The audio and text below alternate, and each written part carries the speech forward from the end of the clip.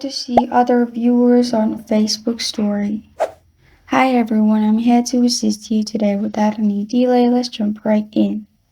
First, open Facebook on your device. Then click on your story in here. After you click on your story, you will find viewers option at the bottom left corner of your screen. Click on viewers icon.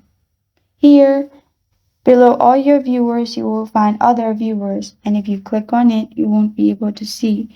That means your story is public and not your friends watched. If other people except for your friends watches your story, it will be other viewers and you won't be able to see their account. What you can do is click on the globe-like icon at the top left corner of your screen and make your story only friends and save it. After you do that, you're good to go. This is how to see other viewers on Facebook story.